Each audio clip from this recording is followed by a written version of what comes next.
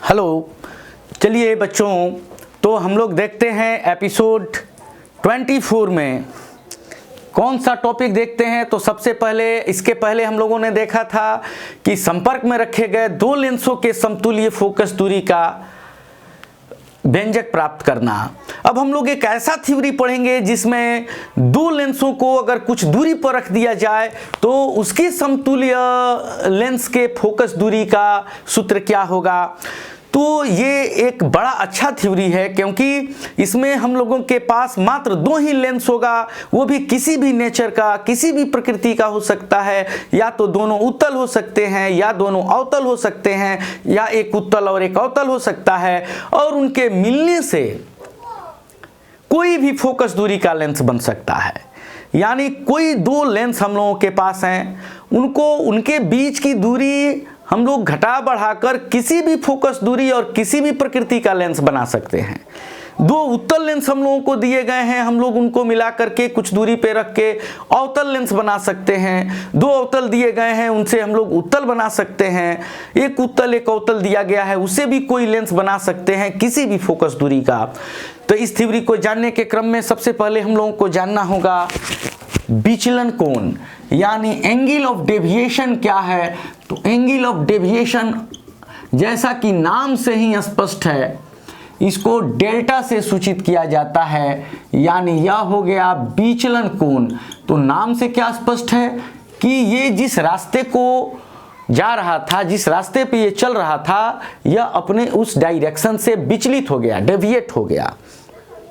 तो आप जैसे कि आप किसी टारगेट को लेकर के चल रहे हैं, किसी लक्ष्य के प्रति जा रहे हैं, और वो जो है आप डेविएट हो गए। तो आप डेविएट होंगे कब, यानी आप अपने लक्ष्य से मुड़ गए, किसी दूसरे एंगल पे जाने लगे। तो ये डेविएशन तभी होगा जब आपके रास्ते में कोई ना कोई कैटलिस्ट, कोई उत्प्रेरक, कोई जो है कोई ना कोई व्यक्ति, कोई ना कोई माध्यम आपको मिलेगा।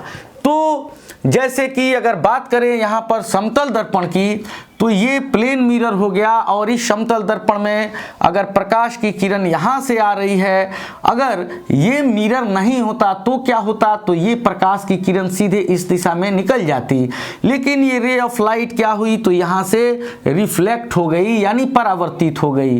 तो ये क्या हुआ, ये डायरेक्शन ऑफ इंसिडेंस रे, आपतित किरण की दिशा, और ये परावर्तित किरण की दिशा, डायरेक्शन ऑफ रिफ्लेक्टेड रे, उनके बीच में जो एंगल बना वो हो गया एंगल ऑफ डेविएशन।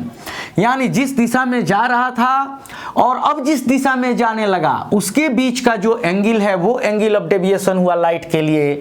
और अगर हम लोग बात करें किसी लेंस की, तो किसी लेंस की बात करें तो अगर कोई रे पैरेलल आ रही है लेंस पे, अगर ये लेंस मीडिया नहीं होता, ये मीडियम माध्यम नहीं मिलता, तो ये प्रकाश की किरण सीधे निकल जाती। लेकिन ये लेंस क्या हो गई, डेविएट हो गई, विचलित हो गई, और विचलित हो जाने से क्या हुआ, तो आपतित किरण और अपवर्तित किरण की दिशा के बीच एक कोण बन गया जिसका नाम हुआ विचलन कोण। या इसको ऐसे भी दिखा सकते हैं कि कोई यहाँ पे ऑब्जेक्ट है और इससे हजारों किरणें जा रही हैं, यहाँ से कोई किरण जा रही है, अगर ये मीडियम नहीं होता तो ये प्रकाश की किरण क्या होता, सीधे ये प्रकाश की किरण निकल जाती। लेकिन ये ऐसे मुड़ रही है, तो ये हो गया एंगल ऑफ डेविएशन। अगर प्रिज्म की बात करें तो प्रिज्म अगर कोई है तो प्रिज्म पे मान लेते हैं कि कोई प्रकाश की किरण जा रही है, अगर ये प्रिज्म नहीं होता तो ये प्रकाश की किरण सीधे निकलती, लेकिन ये किरण तो इधर मुड़ गई और इधर मुड़ के इधर से इमरजेंट हो गई, इधर से निर्गत हुई। अगर इधर से कोई देखा किसी ने इस किरण को, तो उसको क्या लगा कि ये तो यहाँ से आ रही है, तो ये क्या हुआ, तो ये डायरेक्शन ऑफ इंसिडेंस रे हुआ और ये डायरेक्शन ऑफ इमरजेंट रे हुआ। यानी यह निर्गत किरण की दिशा हुई और ये आपतित किरण की दिशा हुई। इनके बीच जो कोण बना वो क्या बन गया, तो वो बन गया डेल्टा। और पतले प्रिज्म के लिए हम लोगों को पता है, आगे भी पढ़ेंगे, μ-1 इंटू ए होता है। यानी म्यू इस प्रिज्म का अपवर्तनांक है और ए क्या है, इसका रिफ्रैक्टिव एंगल है, अपवर्तक कोण है। तो ये भी मिला हुआ है कहाँ से, sine A plus delta by 2 by sine A by 2 equal to mu से। तो ये थिन लेंस के लिए। तो बच्चों आप समझ पाए कि एंगल ऑफ डेविएशन क्या है। तो एंगल ऑफ डेविएशन के लिए अब हम लोग एक फार्मूला भी पता कर सकते हैं, और वो जो होगा वो फार्मूला क्या होगा, तो वो फार्मूला होगा डेल्टा इजकल टू H/F। ठीक है, तो इसका हेडिंग हम लोग क्या लिख सकते हैं, इसका हेडिंग लिख सकते हैं डेविएशन इन लेंस। डेविएशन इन लेंस यानी इसका हेडिंग लिख सकते हैं लेंस में विचलन। लेंस में विचलन। तो एक फिगर हम लोग बना लेते हैं। एक कन्वेक्स लेंस है, एक उत्तल लेंस है, ये L, इसका फोकल लेंथ F, और यहाँ कोई ऑब्जेक्ट है O, और O ऑब्जेक्ट से कोई रे ऑफ लाइट, कोई प्रकाश की किरण चल रही है। अगर ये मान लेते हैं इसका एवरेज यहाँ बीच से हो रहा है, इसको हम बताए हुए हैं एपिसोड में कि किरणें कैसे मुड़ती हैं प्रत्येक सतह पर। तो ये लेंस नहीं होता तो ये प्रकाश की किरण सीधे निकल जाती, लेकिन ये किरण कहाँ पे चली आई, तो ये यहाँ पे आ गई। तो यहाँ क्या बन गया, तो यहाँ पे बन गया इमेज I, और यहाँ बन गया ऑब्जेक्ट O। और मान लेते हैं कि ये जो प्रकाश की किरण है, ये जो इस लेंस पे ये लगभग कितनी हाइट पे आई, तो ये हाइट H पे इंसिडेंट हुई। तो ये इसको, इस पॉइंट को हम लोग P मान लेते हैं। तो यहाँ क्या लिख सकते हैं, यहाँ लिख सकते हैं कि माना L एक क्या है, तो उत्तल लेंस है, कन्वेक्स लेंस है जिसकी फोकस दूरी कितनी है, तो जिसकी फोकस दूरी F है। और आगे क्या लिख सकते हैं कि यह वस्तु, यह ऑब्जेक्ट O का इमेज किस पे बनाता है, O का इमेज I पर बनाता है, I पर बनाता है। यह ऑब्जेक्ट O का इमेज I पर बनाता है। और यहाँ ये एंगल ऑफ डेविएशन हुआ, ये डायरेक्शन ऑफ इंसिडेंस रे, डायरेक्शन ऑफ रिफ्रैक्टेड रे, आपतित किरण की दिशा और अपवर्तित किरण की दिशा के बीच बना कोण डेल्टा हुआ। तो ये I पे बनाता है। तो ये भी इसमें ऐड कर सकते हैं क्या कि विचलन का कोण क्या है, तो डेल्टा है। विचलन का कोण डेल्टा है। चलो अब इसके बाद यहाँ आपको क्या दिख रहा है, अब देख रहे हैं कि ये डेल्टा का वैल्यू पता करना है। तो यहाँ एक अपने से अल्फा, एक बीटा मान लेते हैं, क्योंकि एक्सटीरियर एंगल बहिष कोण जो होगा ये दूर स्थित दोनों अंतः कोणों के योग के बराबर होगा।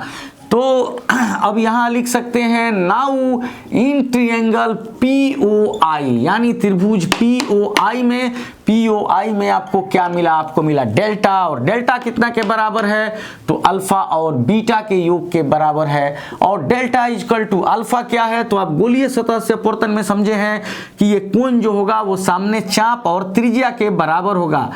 तो त्रिज्या तो ये भी है, तो इसको लिया जाता है, क्योंकि लेंस में या मिरर में कोई भी दूरी किस पे मापी जाती है, तो प्रिंसिपल एक्सिस पे, प्रधान अक्ष पे मापी जाती है।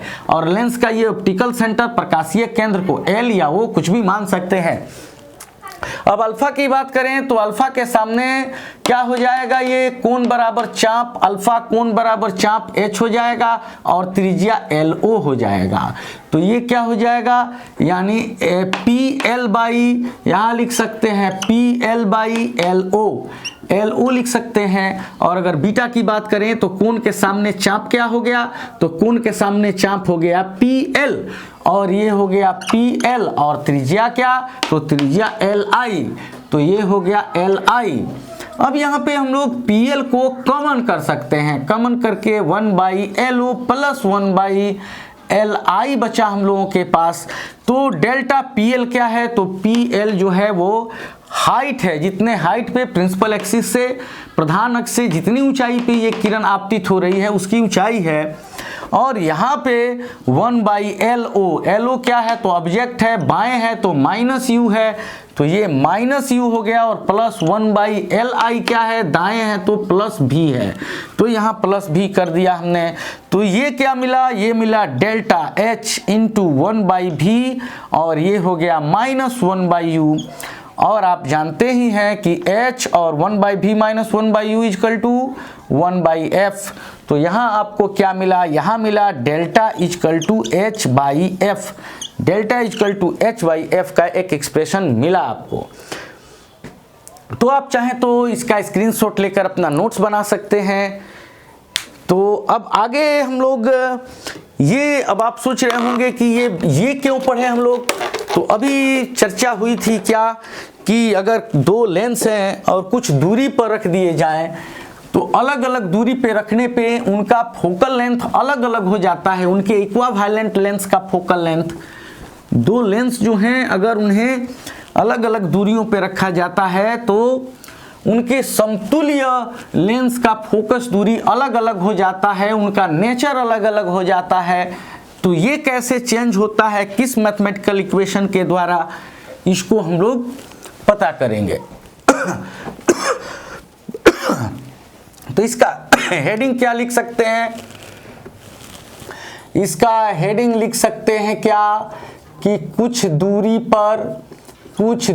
पर रखे क्या, तो दो लेंसों के समतुल्य फोकस दूरी का व्यंजक, समतुल्य फोकस दूरी का व्यंजक, यानी लिख सकते हैं क्या, तो आप लिख सकते हैं expression of equivalent focal length of two lenses, focal length of two lenses separated at a distance, तो ये आपका हेडिंग दे सकते हैं कि expression of equivalent focal length of two lenses separated at a distance, कुछ दूरी पर रखे गए दो लेंसों के समतुल्य फोकस दूरी का व्यंजक। तो हेडिंग आप नोट कर सकते हैं क्योंकि वहां पे तो उसको मिटाना पड़ेगा। तो एक लेंस ये ले लिया हमने और एक लेंस ये ले लिया, ये दो लेंस ले लिया हमने, और ये क्या हो गया, तो ये प्रिंसिपल एक्सिस हो गया, और ये दोनों लेंस क्या हो गए, तो कोएक्सियल यानी एक ही अक्ष पर समाक्षीय हो गए। इसका नाम हमने L1 मान लिया, इसका फोकस दूरी F1 हो गया, ठीक है, क्या नाम मान लिया, L1 F1, और इसका फोकल ये लेंस L2 मान सकते हैं और इसका फोकल लेंथ F2 या O1 O2 कुछ भी, और इनके बीच का सेपरेशन, इनके बीच की दूरी पृथक, इनके बीच का दूरी हो गया D। अब यहाँ पे मान लेते हैं कि यहाँ पे प्रकाश की कोई किरण आ रही है, नीचे दिखाइएगा तो थोड़ा एंगल छोटा छोटा बनेगा, थोड़ा और ऊपर आप इस रे को दिखा सकते हैं। तो ये प्रकाश की किरण हुई, समानांतर जा रही है, तो ये यहाँ से डाइवर्ट होगी। अगर ये दूसरा लेंस नहीं होता तो इस किरण का क्या होता, तो ये दूसरा लेंस नहीं होता तो ये किरण क्या, तो ये सीधे इस दिशा में आती इस पॉइंट पे, ठीक है, और ये पॉइंट क्या होता, तो फोकल लेंथ F1 होता। क्यों, क्योंकि ऑलरेडी आप जानते हैं कि किसी लेंस के मुख्य अक्ष के समानांतर जाने वाली किरण कहाँ से गुजरती है, तो फोकस से। तो ये लेंस के मुख्य अक्ष के समानांतर किरण जा रही है तो वो ये लेंस नहीं होता तो सीधे कहाँ आती, तो अपने फोकस पे। तो यहां से यहां तक क्या हो गया, तो यहां से यहां तक F1 हो गया, यहां से यहां तक F1, यानी L1 F1 equal to F1, यानी इस लेंस की फोकस दूरी हो गई यहां से लेकर यहां तक। अब ये दूरी कितना बच गया, अब ये दूरी जो है ये F1 माइनस D बच गया, यानी टोटल F1 से D को हमने माइनस कर दिया तो ये हमारा ये डिस्टेंस बच गया। अब बात करते हैं कि ये किरण तो जा रही थी इधर को, तो इसके आपतित किरण की दिशा ये है, तो इस दिशा में ये जा रही थी, लेकिन ये इस दिशा में चलने लगी, तो ये इसका आपतित किरण की दिशा और ये अपवर्तित किरण की दिशा, तो इसका नाम दे देंगे डेल्टा 1, क्योंकि यह पहले लेंस का विचलन है। This is the deviation of lens first.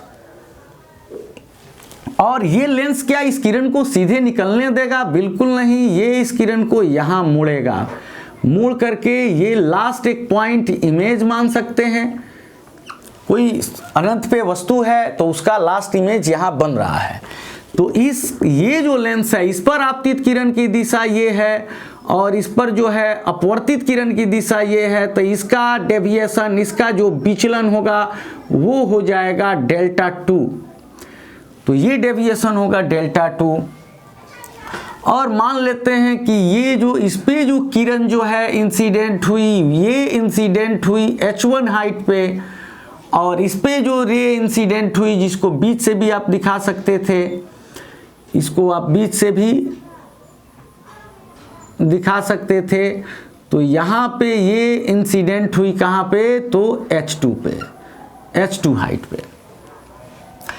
तो इसका इस लेंस का डेविएशन Δ1 और इस लेंस का डेविएशन क्या हुआ, तो इस लेंस का डेविएशन हुआ Δ2।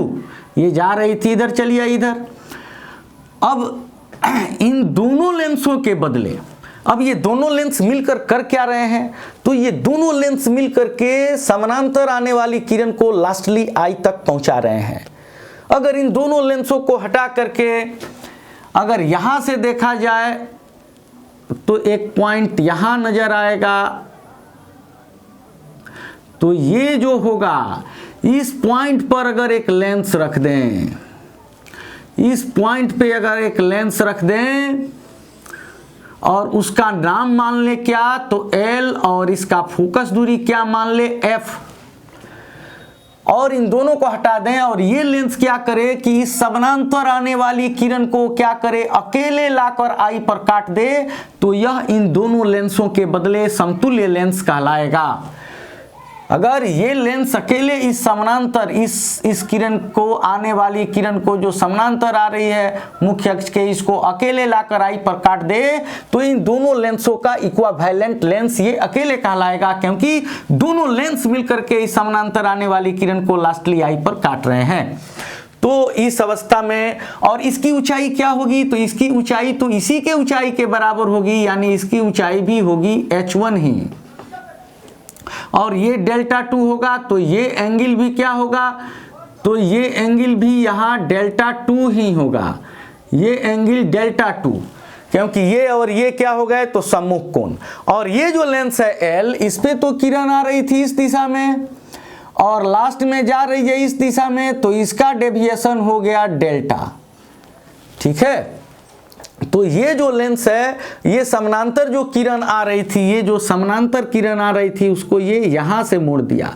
अगर ये दोनों लेंस नहीं होते तो ये समानांतर आने वाली किरण को कहां मोड़ता, ऐसे, तो ये इसका डेविएशन, इस पे ये आपतित किरण की दिशा और इसके ये अपवर्तित किरण की दिशा होती। अब क्या करते हैं, अब इस पॉइंट्स को P, इस पॉइंट को एक P, इस पॉइंट को Q, इस पॉइंट को R मान लेते हैं, और तब आते हैं from geometry of figure, heading लिख करके इसको फिगर बना दीजिए और उसके बाद इसका लैंग्वेज लिख दीजिए। और लैंग्वेज क्या लिख सकते हैं कि माना L1 एवं L2 क्या है, तो दो लेंस हैं जिनकी फोकस दूरियां कितनी हैं, तो जिनकी फोकस दूरियां क्रमशः F1 एवं F2 हैं, जिनकी फोकस दूरियां क्रमशः F1 एवं F2 हैं, D दूरी पर रखे गए हैं, D दूरी पर रखे गए हैं। तो यदि इनका समतुल्य लेंस, यदि इनका क्या हो, तो समतुल्य, यदि इनके समतुल्य लेंस L की फोकस दूरी F हो, दूरी F हो, तथा इनका विचलन क्रमशः क्या हो, तो L1 का Δ1, Δ2 तथा डेल्टा हो, तो ये आप लैंग्वेज आपने ये लिख दिया। और उसके बाद लिख सकते हैं क्या, तो क्या इतना हो तो त्रिभुज किस में, तो चलो बच्चों हेडिंग तो आप लोगों ने लिख ही लिया होगा कि कुछ दूरी पर रखे गए दो लेंसों के समतुल्य फोकस दूरी का व्यंजक। ठीक है, तो ये लिखने के बाद हम लोग क्या लिख सकते हैं कि इन ट्रायंगल किस में, तो PQR में, तो PQR में आप आ गए। तो ये डेल्टा बहिष्कोण दो अंतःकोणों के योग के बराबर होगा, डेल्टा 1 प्लस डेल्टा 2 के। तो डेल्टा तो ये है, तो ये H1 है, यहाँ से यहाँ फोकस F है, तो ये हो जाएगा H1/F, और डेल्टा 1 का H1 फोकस F1, तो ये हो जाएगा H1/F1, और डेल्टा 2 का H2 और F2, तो ये हो जाएगा H2 बाई क्या, तो F2। अब ये एक इक्वेशन बना। अब इस इक्वेशन को वॉच करते हैं, देखते हैं, तो पाते हैं कि यहाँ H1 है, यहाँ H1 है, यहाँ H2 है। अगर H1 के रूप में H2 का वैल्यू पता कर लिया जाए तो H1 दोनों साइड से कैंसिल हो जाएंगे, तो उसके लिए क्या करना होगा, तो उसके लिए देखते हैं समरूप त्रिभुज में। अब एक समरूप त्रिभुज एक समरूप त्रिभुज दिख रहा है PLI, क्या PLI और RL2I। तो इसमें क्या होगा, H1/H2 तो होगा, लेकिन अगर Li की बात करें तो इसमें क्या हो जाएगा, H1/H2, इसमें हो जाएगा H1/H2 और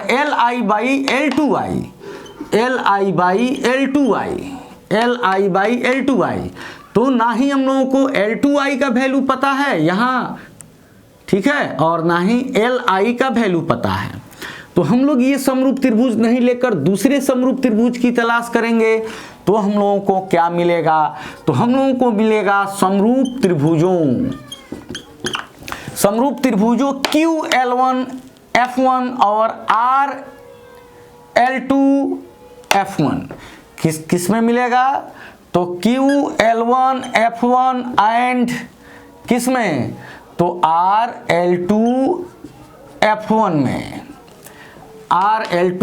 में। अब यहाँ आप चाहें तो इनको अलग अलग बना सकते हैं, जैसे QL1F1, क्या QL1F1, और यहाँ क्या बना सकते हैं, तो RL2F1 बना सकते हैं। ये क्या हो गया, H1, ये H2, और L1F1 क्या हो गया, तो F1 हो गया, और ये L2F1 क्या हो गया, तो ये F1-D हो गया, ठीक है। तो इसमें क्या ले सकते हैं, H1/H2 डायरेक्ट ले सकते हैं, H1/H2, ये H1 ये H2, और यहाँ से यहाँ F1, और यहाँ से यहाँ F1-D। और आप यहाँ अगर H2 को भेजते हैं तो आपको क्या मिल जाएगा, आपको मिल जाएगा H1 × F1-D/F1। अब H2 यहाँ लेकर के चले गए आप, तो ये यहाँ चला आया। तो अब आपको क्या मिल गया, अब आपको जो ये H2 का वैल्यू जो रोक रहा था यहाँ पे, वो H2 का वैल्यू H1 के रूप में आ गया। किस रूप में, तो फोकल लेंथ और डिस्टेंस के रूप में। इन लोगों के फोकल लेंथ और डिस्टेंस दोनों लेंसों के बीच के सेपरेशन के बीच में आया। तो अब क्या लिख सकते हैं, ये 2 हो गया। तो यहाँ आप लिख सकते हैं क्या, कि putting the value of H2 in first. तो ये इक्वेशन बना आपका H1/F, और ये H1/F1 प्लस H2 का वैल्यू क्या हो गया, तो वो हो गया H1 × F1-D/F1। तो अब यहाँ पे क्या हुआ, H1/F = H1 को हमने कॉमन कर दिया, तो 1/F1 प्लस बच गया F1-D/F1, और ये H1 से H1 कैंसिल हो गया। अब यहाँ देख सकते हैं इसको, तो यहाँ पे बच गया क्या, तो यहाँ बच गया 1/F = 1/F प्लस F1-D/F1, तो 1/F = 1/F1 प्लस, अब यहाँ क्या था,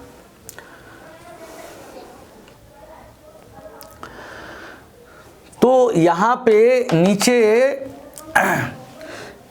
यहाँ नीचे क्या था, तो F2 था जो छूट गया है हम लोगों से, ठीक है। तो यहाँ क्योंकि ये तो H1/F और ये H1/F1 और ये H2 का वैल्यू हम लोगों ने क्या रखा, H1 इंटू F1 - D/F1, और नीचे क्या था, F2 था। तो ये F2 यहाँ आ गया, F2 यहाँ, तो ये हो जाएगा 1/F1 ये हो जाएगा क्या, तो ये हो जाएगा F1/F1 F2, और ये हो जाएगा -D/F1 F2। तो 1/F equal to 1/F1 plus F1 से कैंसिल होगा, तो ये हो जाएगा 1/F2 माइनस, इसको लिख सकते हैं D, और इसको क्या लिख सकते हैं, तो इसको लिख सकते हैं 1/F1 1/F2। तो ये एक जो है फार्मूला हम लोगों को मिला। क्या फार्मूला मिला, तो फार्मूला मिला 1/F equal to 1/F1 plus 1/F2 minus D 1/F1 1/F2 मिला। तो अब यहाँ से ये भी हम लोग देख सकते हैं कि यहाँ से 1/F इक्वल टू क्या होता है, तो ये होता है P, तो ये होता है P1 और ये होता है P2, और ये माइनस D 1/F1 का P1 और ये P2। तो ये शक्ति के रूप में भी मिल गया। तो बच्चों आप इसका जो है स्क्रीनशॉट लेकर के आप नोट्स बना सकते हैं।